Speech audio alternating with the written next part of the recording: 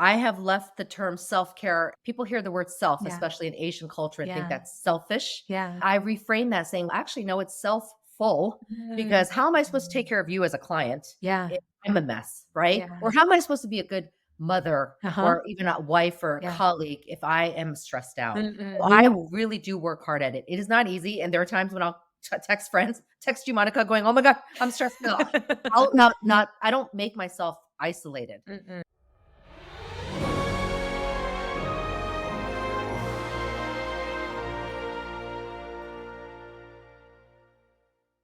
So very excited to have my friend Jeannie here. Jeannie, welcome to the show. And in fact, a returning guest. I know we've had you in season 1 and season 2, but such a delight because since we've had you, there's been so much more work you've been doing, integrating Korean culture, and well as highlighting something very important, which is mental health and being.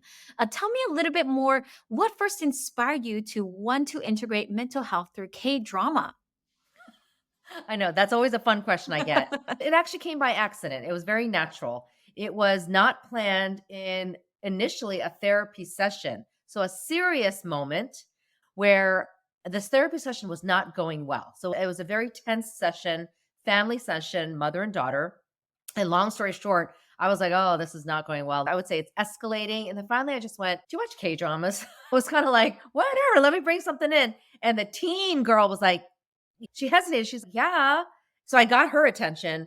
And the mother's, no, not really. But I've watched some like Thai dramas. I decided to assign them homework. But I said, why don't you watch this? And the K drama that I talked about was Reply 1988. Do you remember that one? I want you to see the final episode. And it's really between Mm. father and daughter. But Mm. then when they came back is when I felt a shift. They came Wow. back and didn't say, oh, we're all better. No, they just went, by the way, we ended up watching the entire thing. I went, what?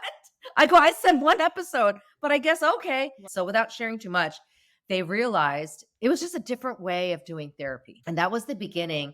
But I didn't keep using it in therapy sessions, actually. I brought it into a workshop and then it built from there. And then it worked. And obviously, honestly, the start of the pandemic, it grew from there. So it was a natural way to bring it in because I thought it was just a different way of talking about some difficult topics. This is how I brought it in, but obviously it's Mm. expanded my audience. But it started with Asian Americans and how to talk about mental health.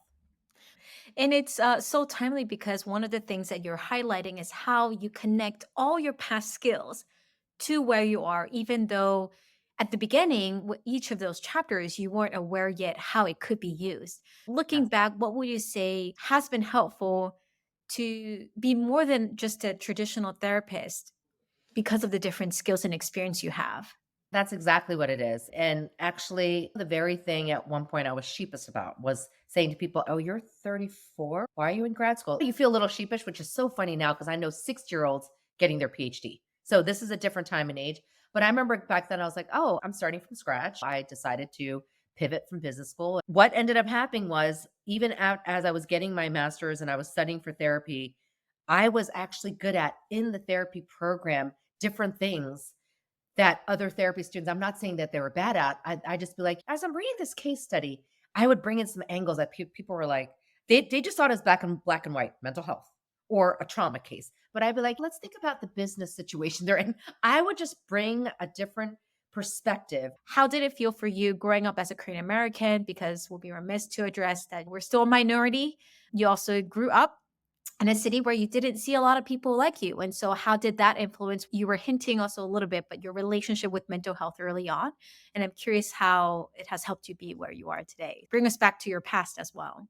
I love that question because it has elevated my Korean American identity in my own perspective first. I would say a lot of my work involves the identity.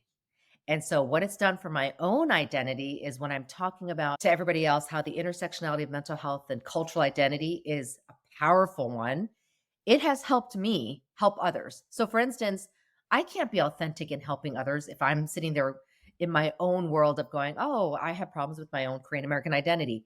So it was always one of those when you're growing up, you don't want to stand out. Now we want to stand out, but growing up people were like, "Oh, Jeannie, your mom has an accent," or "Oh, what kind of food do you eat? And are you from North Korea?" I'm bringing those questions in because they do matter. And again, they weren't necessarily ill intended, but they did make me grow up with a complex.